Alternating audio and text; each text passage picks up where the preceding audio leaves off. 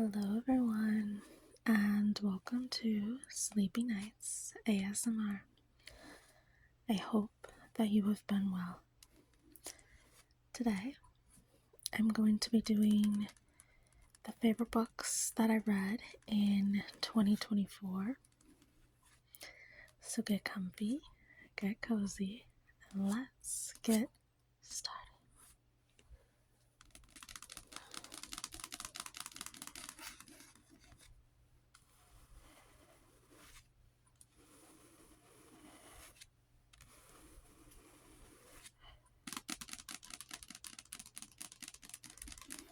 So I have 1, 2, 3, 4, 5, and 6.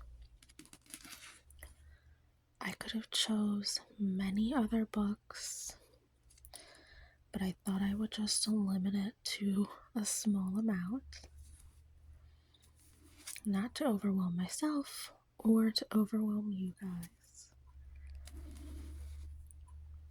So I'm going to set them to the side and we will talk about them one by one.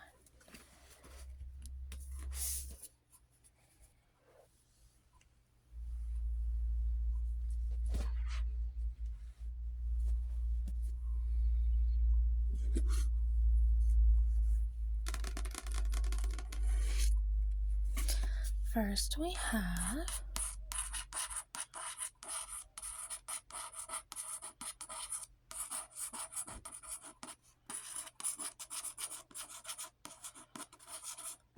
It Happened One Summer by Tessa Bailey.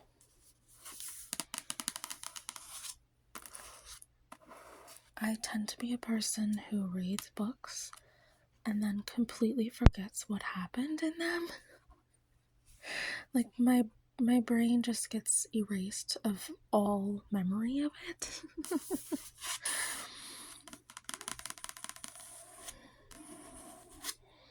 So I will read you a little bit at the back and I'm sure things will come back.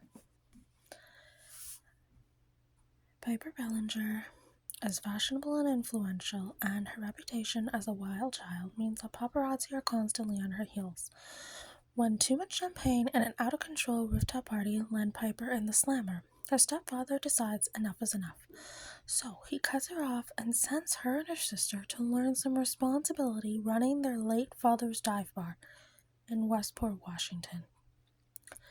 Piper hasn't been in Westport 5 minutes when she meets big, bearded sea captain Brendan Taggart, who thinks she won't last a week outside of Beverly Hills. So what if Piper can't do math and the idea of sleeping in a shabby apartment with bunk beds gives her hives? How bad could it really be? She's determined to show her stepfather and the hot, grumpy local that she's more than a pretty face. Except it's a small town, and everywhere she turns, she bumps into Brendan.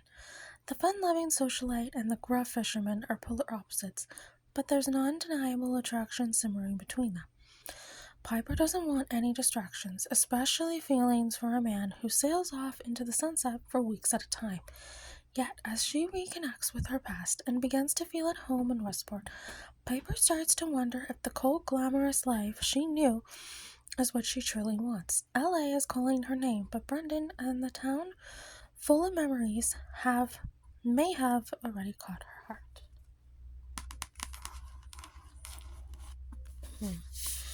So yeah, she ends up moving to a small town that they're not used to. She meets him, and obviously they headed off. Like, if you read these kind of romance books, you know that it's like where it's going basically, but I love them still, so I read them like no other. He's a fisherman. He goes out to sea for, like I said, a couple weeks at a time. She's back home and clearly worried about him. They had a really bad storm. He somehow got back in time to find her. It's very cute. All the locals end up realizing that they like each other. He's not, it's your typical, I don't do relationships, I'm not into that kind of thing. And then he meets her, and then things change, of course. So I really did like this one. And she has a sister, which this book is about. This is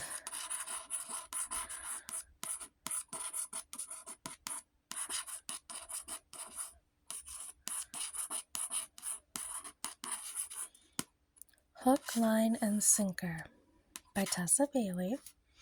So this book is about her sister who also comes to the small town with her. King Crab fisherman Fox Thornton has a reputation as a sexy, carefree flirt. Everyone knows he's a guaranteed good time in bed and out, and that's exactly how he prefers it, until he meets Hannah Bellinger. She's immune to his charm and good looks, but she seems to enjoy his personality and wants to be friends. Bizarre, but he likes her too much to risk a fling, so platonic pal it is. Now Hannah's in town for work, crashing in Fox's spare bedroom.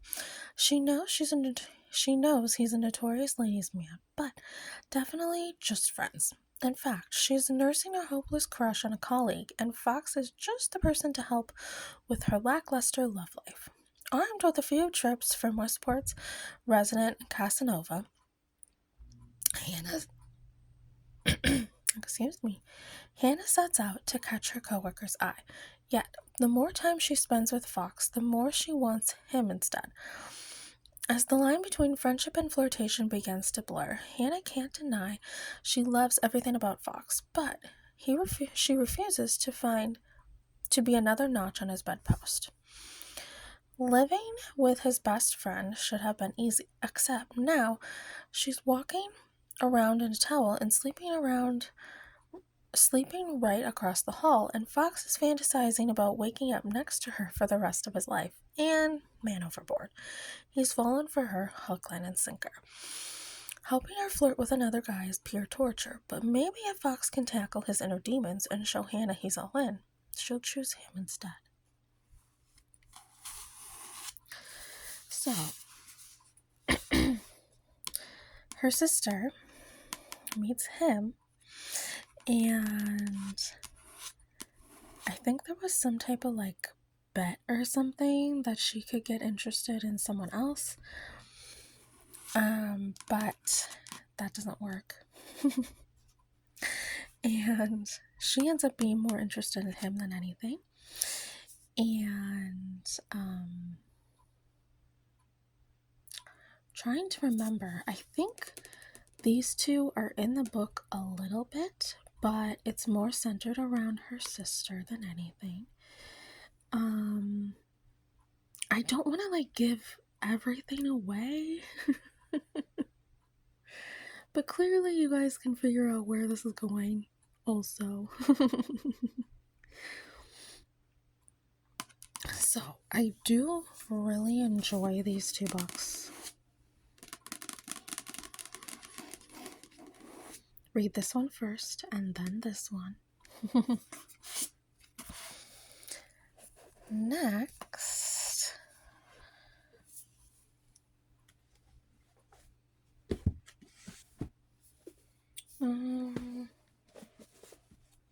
here we go. I'll talk about this one. The Love Hypothesis.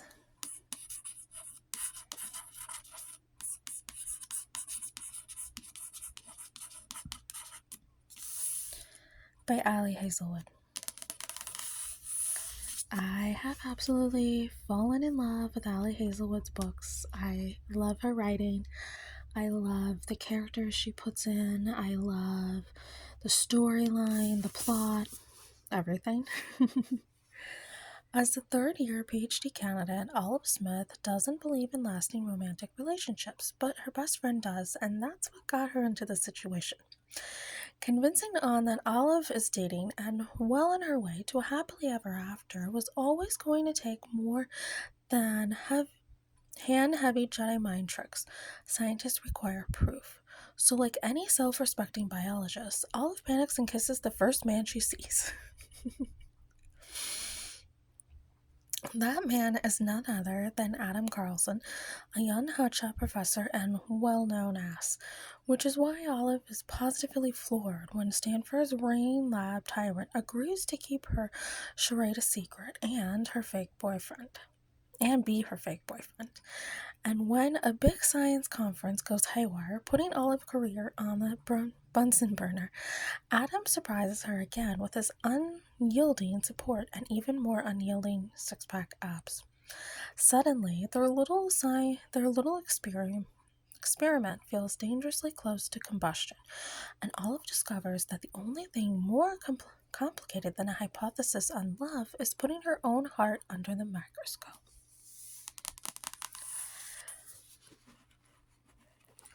I love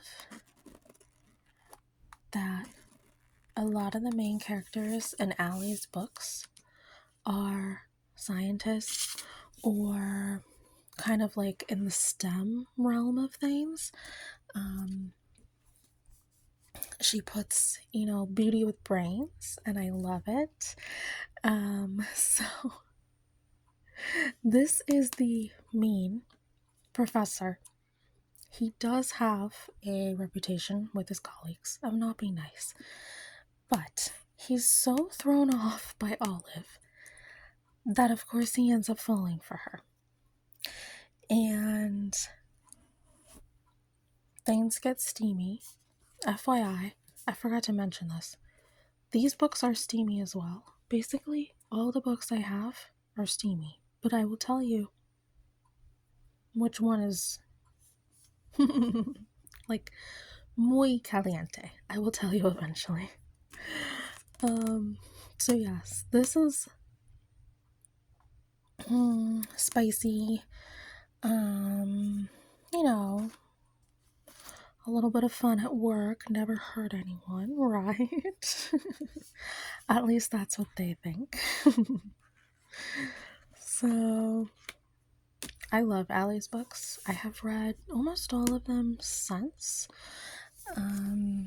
Yeah, I highly recommend, and I would start with this one. I think this is her first one that came out. Start with this and then go from there, but they are all so good.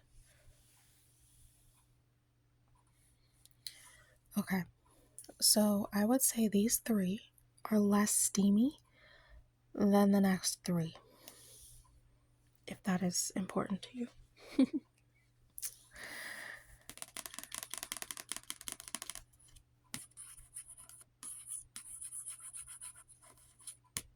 This is called The Nanny by Lana Ferguson. It's this really, he's a single dad, hardworking, has money, so he hires her, the nanny, to watch over and take care of his little girl and kind of take care of the house.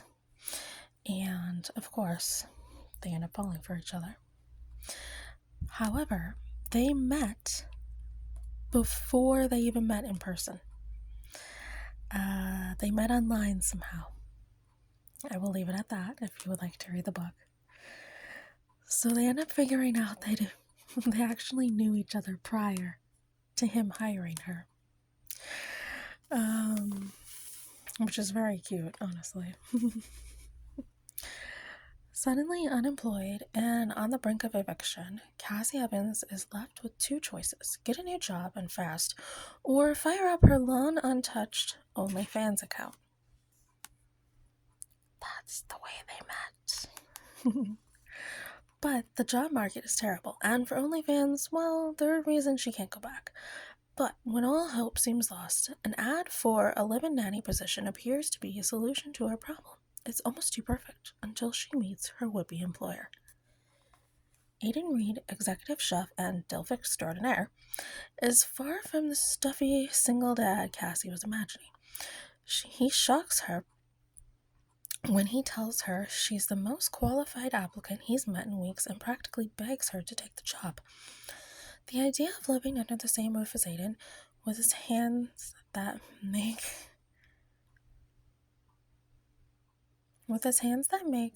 her hindbrain howl and scream that, and eyes that scream sex, feels dangerous. But with no other option, she decides to stay with him and his adorably tenacious daughter, Sophie. Cassie soon discovers that Aiden is not a stranger at all, but instead someone who is very familiar with her, or at least her body. Given that he doesn't remember her, Cassie is faced with an impossible situation. As the relationship heats up to temperatures hotter than those reached in any kitchen Aiden has ever worked in, Cassie struggles with telling Aiden the truth, and the more terrifying possibility, losing the best chance at happiness she's ever had. So yeah, this is a spicy one.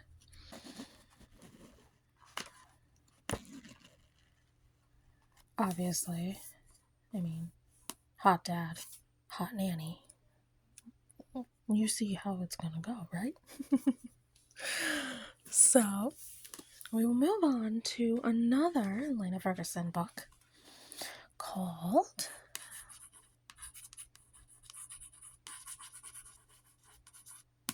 The Fake Mate.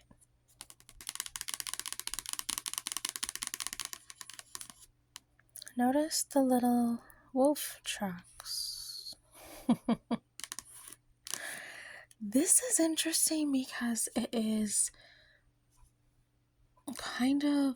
a spicy romance with a twist of like paranormal.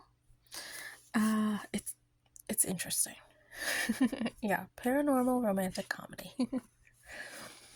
Mackenzie Carter has had some very bad dates lately. In fact, she hasn't had a successful date in months. She's only a year out of her residency, and her grandmother's obsession with her finding the perfect mate is settle down with threats to drive her barking mad. Out of options, she feels like it's a small thing to tell her grandma that she's met someone. That is, until she blurts out the name of the last man she would ever date, Noah Taylor, the big bad wolf of Denver General. Noah Taylor, interventional cardiologist and all-around grump, has spent his entire life hiding what he is, with outdated stigmas still surrounding unmated alphas. Noah has been careful to keep his designation under wraps. It works for years until an anonymous tip brings everything to light. Noah is left with two choices: come clean to the board and risk his career, or find himself a mate. The chatty, overly friendly ER doctor asking him to be your fake boyfriend on the same day he's called to meet the board has to be kismet, right? Mackenzie will keep her grandmother off her back, and Noah will get a chance to prove he can continue to work without a real mate, a mutually beneficial business transaction. They both realize. But when the fake mate act turns into a very real friends with benefit arrangement, lines start to blur, and they quickly realize love is a whole different kind of animal. So, she is completely human. He is human slash like alpha wolf kind of thing. It's a little tricky to explain because I've never read a book like this before, and I didn't realize that's what this was when I had bought it. And I started reading and I was like, wait, what is going on? Forewarning, wait until you find out what the knot means. It's a spicy one. And lastly, we have the most spicy, muy caliente book out of these 6. And I just read this one, so I actually remember it.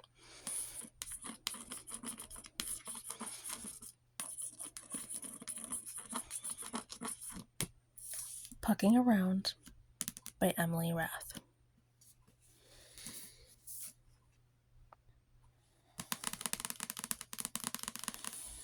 My name is Rachel Bryce, and 2 months ago, I walked away from the perfect man, sweet, funny, and so sexy he should be illegal. We shared one magical night, no names, no strings. I never thought I'd see him again. I was wrong. As it turns out, Mr. Perfect is the Playboy grinder for the Jacksonville Rays, the NHL's hottest new hockey team. And thanks to the 10-month fellowship I just landed, I'm his new physical therapist. Imagine my anticipation at those familiar muscle legs walk towards me. The way my pulse races as he reaches out to shake my hand. The jerk doesn't even recognize me. This is going to be the longest 10 months of my life, because now Mr. Perfect Mistake is determined to use his every seductive trick to win me back. Meanwhile, I also have to contend with his best friend, the surly team equipment manager, and exasperatingly stubborn, superstitious goalie who's convinced I'm his good luck charm. This is my chance to prove myself, and I'm not risking it for anything. But between one unexpected night and one secret reveal, these men are ready to test all my limits. Still, I can't fall for a player, let alone 3. Or can I?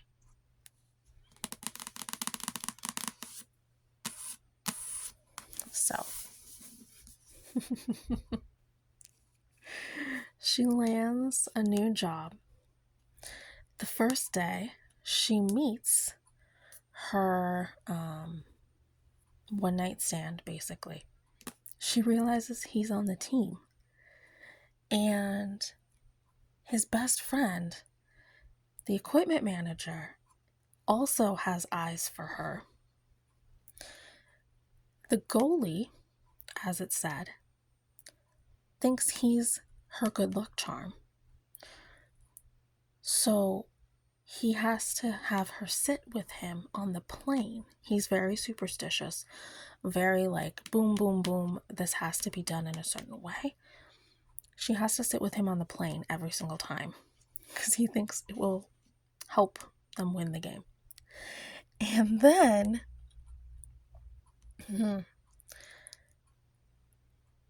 things get very sexy. Meaning people move in together. There is things happening at the facility, at work. There is not only a threesome, but there's a foursome too. Don't tell anyone. This is a very spicy book. If you're not into spice, please don't read this. You might be a little shocked at what happens. But I thought it was fantastic. So, these are the top 6, at least, of my favorite books from 2024. Have you guys read any of these? What were your thoughts? Are you interested in reading any of them? Do you have any goals for 2025 considering reading? Let me know in the comments. I would love to talk with you about books. Do you have any books that you would recommend to me? Seeing what I like, is there anything you would recommend to me? Please let me know down below. Thank you so much for watching this. I hope you enjoyed. I hope you have an amazing New Year's Eve and New Year's. And like, comment, and subscribe. And I will see you very, very soon.